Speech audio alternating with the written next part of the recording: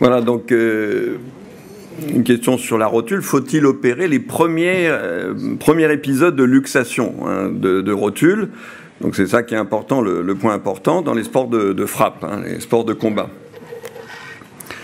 Donc d'abord, c'est un questionnement moderne, c'est important à savoir. On ne se pose plus la question en traumatologie, comme une fracture de jambe comme ça, d'opérer, c'est systématique. On ne se pose presque plus les questions pour les ruptures du ligament croisé aigu, comme cette vue arthroscopique. Ça reste posé dans les premières luxations d'épaule, donc je crois que c'est Eric Plotkin qui en a parlé ce matin, comme sur cette image, et pour la rotule, ou peut-être d'autres pathologies.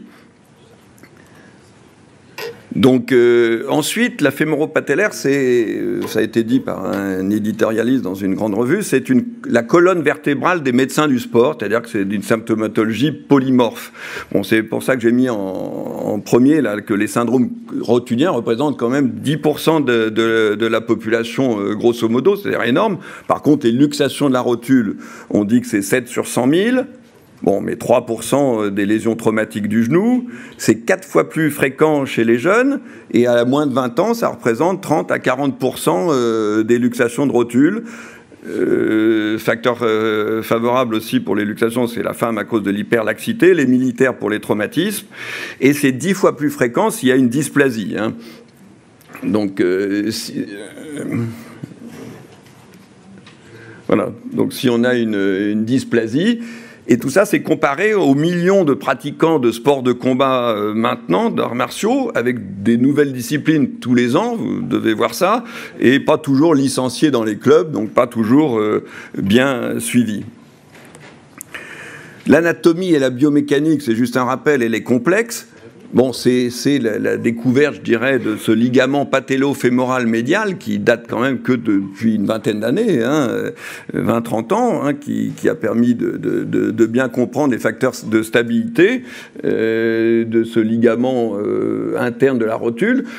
Qu'on reconstruit et qui est le stabilisateur avec le vaste médial oblique et des ligaments accessoires mais qu'on est en train de retrouver, donc c'est les ligaments tibiaux et ménisco-patellaires. Tout ça donnant des contraintes longitudinales d'équilibre entre le poids et le quadriceps qui donne une résultante de pression sur la rotule. Donc des contraintes importantes et des contraintes aussi transversales et rotatoires. Et Bonnell, Montpellier avait décrit une trentaine de couples de contraintes transversales. Bon, en fait, il y a deux tableaux très différents. C'est ça qui est important parce que les indications en dépendent. Soit c'est une véritable lésion traumatique violente sans facteur de risque a priori. Ça, on le saura pas tout de suite, bien sûr. Et le problème est posé. C'est la question du jour pour moi. Donc, on voit ce genre d'hyperextension avec les lésions de l'appareil extenseur. Soit ça peut être simplement le début d'une instabilité chronique avec des facteurs favorisants. Bon, la dysplasie principalement, la laxité, comme on peut voir sur ce genre de photos, qui conduira à ce moment-là à une chirurgie différée après un bilan complet. Donc, en France, la littérature, les publications francophones sont nombreuses, puisqu'on est assez en avance, je dirais, en France avec l'équipe lyonnaise pour la rotule, l'équipe lilloise aussi à Bruxelles, à Genève, comme cette Victoria Duton là qui a dans les conférences d'enseignement qui a bien décrit ces facteurs favorisants, ces facteurs à risque. Bon, évidemment, aux États-Unis, il y a beaucoup d'études, mais souvent peu de dossiers exploitables, comme on voit là sur 2000 patients, ils en avaient retenu que 300. Donc, quels sont-ils, ces facteurs favorisants? Ça, c'est très important, ces facteurs favorisants à risque de luxation. Ils sont bien connus, comme je viens de le dire. C'est un contexte général. Déjà, l'âge principal, moins de 20 ans, bon, comme pour les luxations d'épaule d'ailleurs. Cartilage de croissance présent ou pas. Sexe, féminin, car plus large, je l'ai dit, les sports, puisque c'est le sujet du jour, donc l'importance des sports. un, donc deux, le contexte anatomique est fondamental, la dysplasie de la trochlée, c'est ça ce qu'il faut retenir principalement. Donc les grades de 2 jours, les grades B et D de 2 jours, qui sont les plus instables, avec l'éperon sus-trochléen. La patella alta, rotule haute, avec un risque donc plus important, la désaxation de la tubérosité tibiale antérieure, et ça a été analysé par Chassin avec la désaxation, la rotation, la torsion, enfin c'est de plus en plus compliqué, les dysplasies de la rotule elle-même, où ça bascule, bien entendu. Et le contexte clinique, évidemment l'examen clinique, mais surtout un contexte qui est assez évident tout de suite, hein, c'est le contexte familial. Bon, les histoires dans la famille de rotules, le morphotype rotulien, là aussi c'est visuel, hein, c'est-à-dire le genu valgum, récurvatum, le strabisme rotulien avec l'antétorsion fémorale qui date du début de l'âge de la marche, l'hyperlaxité avec un facteur génétique, et évidemment l'état musculaire dans notre sujet du jour sur les sportifs. Hein. Voilà, donc que dit la littérature là-dessus? Il y a des études, des big data là-dessus, sur la Cochrane Database ou sur les Medibases, où les études caractérisent pas toujours très bien les sujets, c'est polymorphe et parfois difficilement explicable. Il y a quand même des livres qui sortent régulièrement sur la rotule, comme celui-là, le Patellofemoral Pain et Instabilité. Il y en a eu plusieurs là dans la décennie. Hein. Donc un livre avec des nombreux contributeurs. Celui-là est de 2019, tout récent, oriente nettement vers la chirurgie, notamment chez les jeunes, donc moins de 20 ans, avec facteurs à risque favorisant de luxation, hein, avec surtout du MPFL. Hein. Alors, ce qui est intéressant pour nous ici, c'est les conclusions du très récent, puisque c'était il y a quelques semaines, symposium conjoint de la Société française de chirurgie orthopédique et de la Société francophone d'arthroscopie, qui était très précise. Bon, après une première luxation, s'il y a 3 facteurs de risque, on a vu le facteur anatomique, familial et le contexte, il faut opérer, voilà, c'est clair, pour éviter les récidives et les lésions du cartilage, comme Anthony vient de montrer dans sa présentation, car il y a 95% de risque de récidive dans l'année. Alors évidemment, c'est 3 facteurs de risque sur une première luxation, etc. Mais il faut quand même le temps de comprendre ce qui se passe, de faire ce bilan complet pour choisir le meilleur traitement. Et on verra pour ces lésions ostéochondrales, justement, c'est un traitement à la carte. Hein.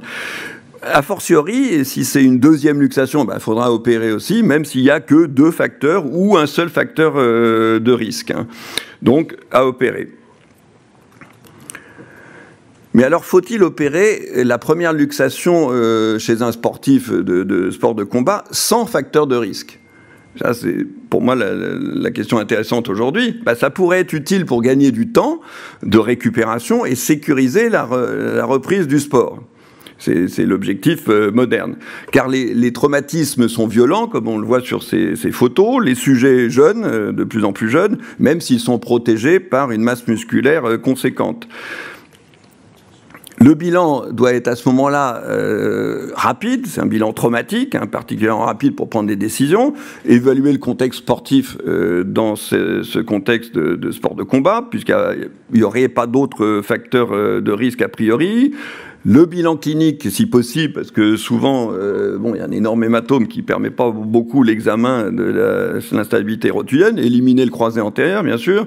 Ça, c'est une autre lésion fréquente.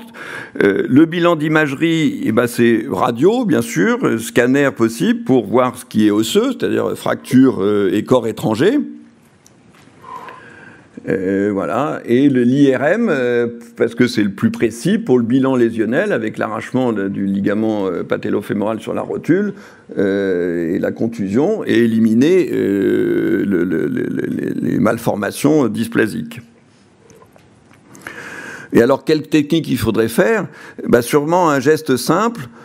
J'étais pas là pour la présentation d'Eric Plotkin ce matin, mais il disait que en première luxation sur d'épaule, il faudrait faire un Bankart, c'est-à-dire réparer les lésions qui se sont produites, ce qui est le plus simple, plutôt que faire un interjet. Là aussi, ce serait un examen simple, une chirurgie simple, c'est-à-dire comme la réinsertion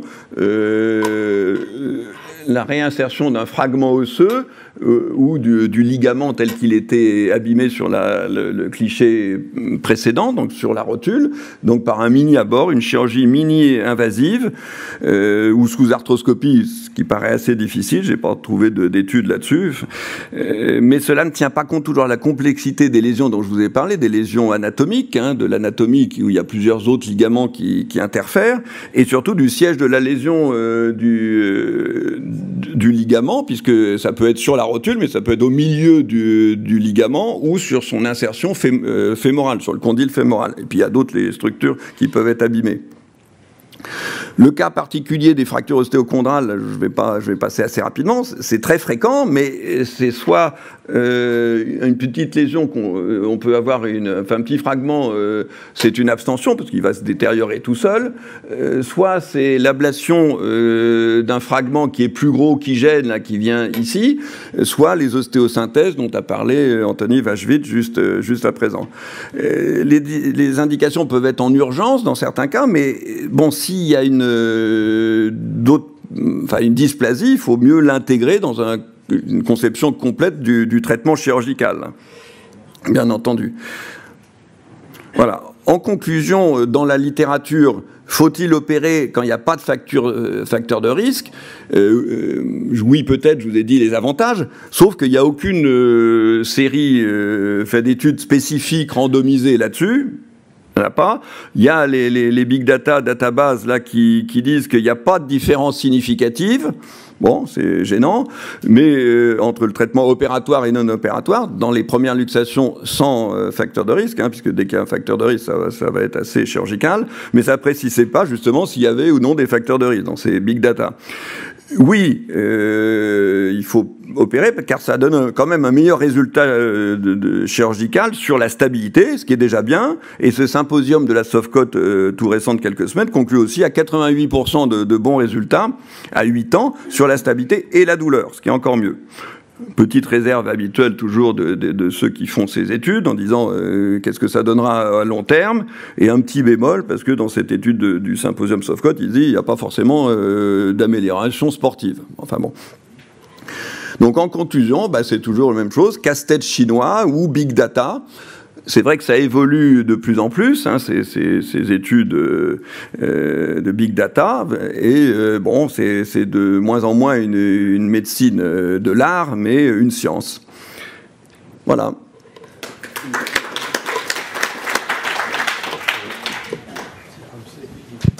Y a-t-il des questions? Oui, c'est ça, c'est bien. Thierry, est-ce que c'est pas un peu artificiel de faire la différence entre les luxations de rotule avec une dysplasie et celles qui n'en ont pas? Parce qu'à part le camion qui te prend la rotule de profil et qui te l'emmène là, on a l'impression qu'il y a toujours au moins une dysplasie trochléenne dans les luxations de rotule.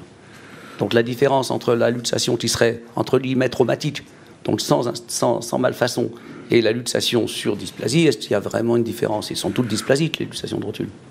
Bah, peut-être pas dans ces sports de combat. Je pense qu'il y a t'as parfois un camion en face de toi dans certains sports de combat. Un camion jaune.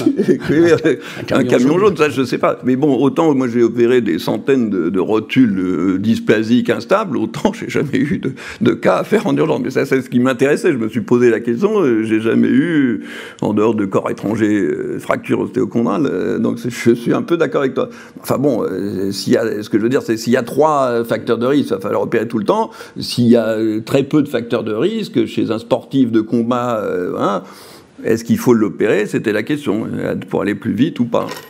Bon, c'est une bonne question pour moi. Mais... Oui, Thierry, si on pose l'indication après un premier épisode, est-ce que tu te laisses un délai chirurgical sur ton délai d'intervention après le premier épisode? Est-ce que tu les opères en urgence ou est-ce que tu te laisses un délai de rééducation comme on peut le faire pour le croisé, par exemple? Ouais, je pense qu'il faut, en dehors du fragment osseux qui pourrait pousser un peu plus, mais bon, je te dis, c'est vraiment un pourcentage, j'en sais rien. Non, pour les croisés, il faut attendre d'avoir le bilan. Déjà, tu n'auras pas tout de suite l'IRM, les radios, le type qui consulte et de refroidir le genou un peu. Donc oui, il y a un petit délai de quelques semaines, comme pour les épaules, je suppose. Hein. Donc, opérer un premier épisode, c'est pas forcément opérer en urgence. Ouais. Non, mais sauf le calendrier sportif contraignant qui peut arriver. Oui, c'est ça. Le rééducateur, il n'a pas envie d'avoir des malades qui ont été opérés en urgence d'une stabilisation de rotule. Mais c'est comme le croisé, à mon avis. Parfois, t'es poussé un peu. Hein, ça peut être. C'est plus algogène. La chirurgie de la rotule, elle est quand même. Oui, il faut être encore plus près. Et que prendre ce risque-là pour quelquefois des motifs qui n'en sont pas vraiment, c'est cruel pour le patient à la sortie. Oui, et puis tu n'as pas le problème des ménisques comme avec le croisé, etc. Donc là, il faut être un peu plus attentif. Merci, Thierry.